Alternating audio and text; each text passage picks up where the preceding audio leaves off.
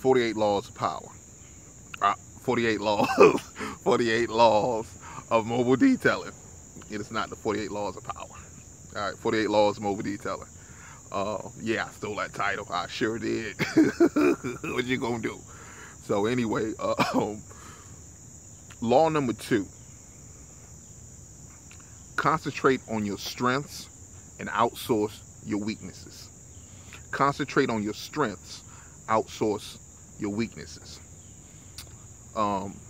Observance of the law. I wasn't that great in advertising, right? At the time. And I wasn't that great into building websites, right? But I know I needed a website. I know I need to advertise. And this is early on in my career.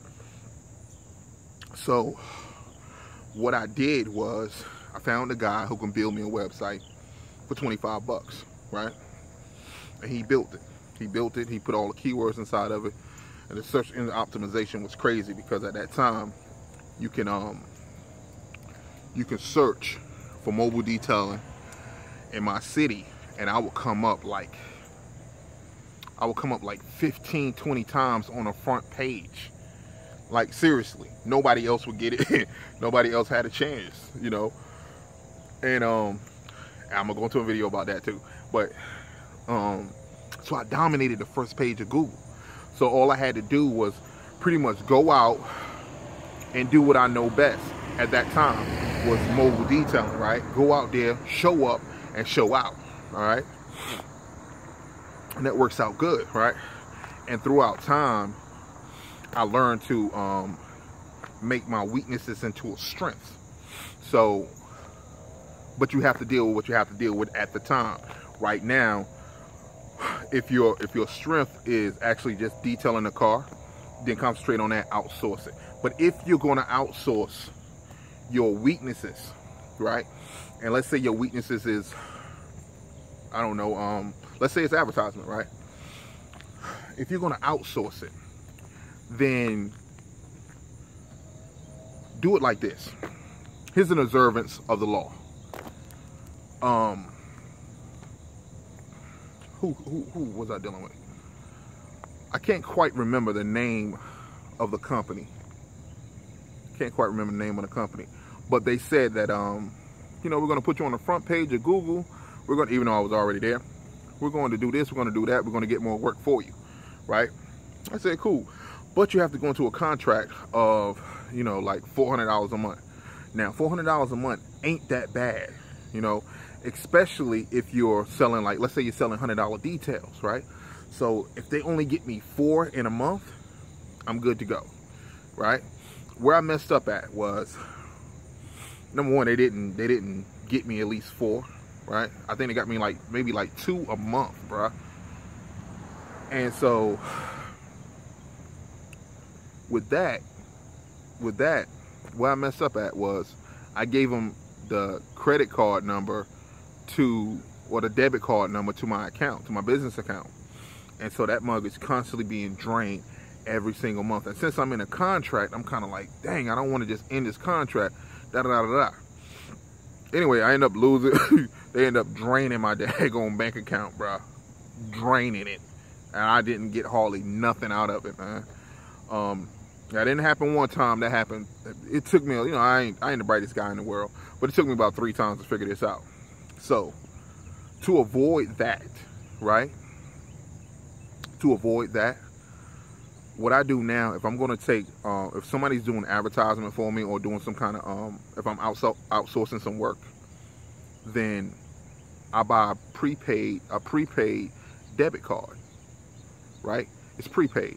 So you ain't getting but whatever's on there, right? And so that's what I put on there every month. So if the bill is $400, right, then you got $400 right there. Boom, get it, right? But if you didn't produce what you said you was going to produce, you're not going to drain my bank account. It's not going to happen. It's not going to happen.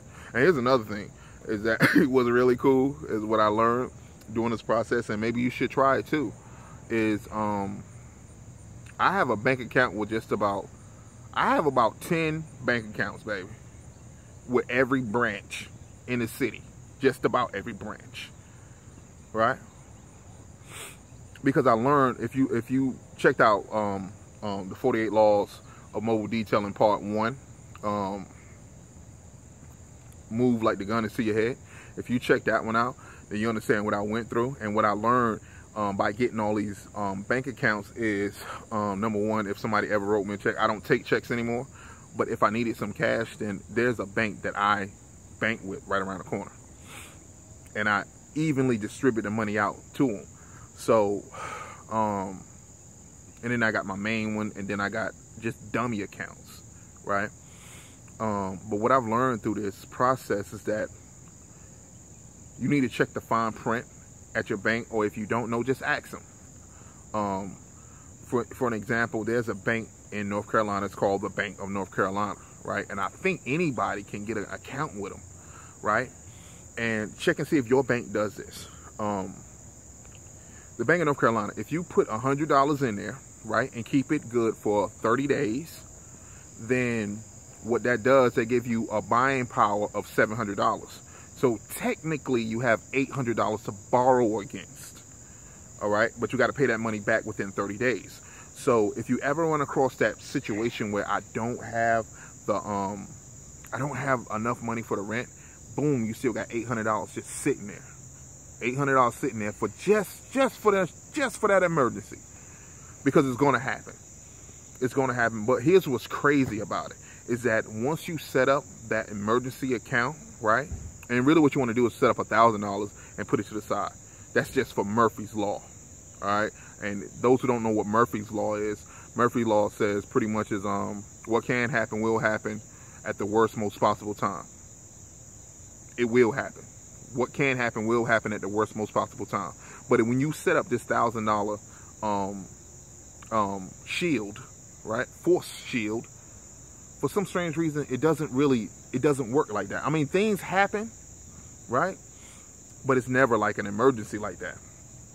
You know, so you want to have the $1,000 and have that bank account over there. So if you had $1,000 in that bank account, then you have $1,800. No, you have $1,700, because you only got a buying power of $700. So definitely Google the Bank of North Carolina. All right, set up your bank accounts all the way across the globe. And if you're going to outsource anything, it doesn't matter who it is, even if it's with Google AdWords, Facebook, whatever, right? Prepaid debit card. Prepaid debit card.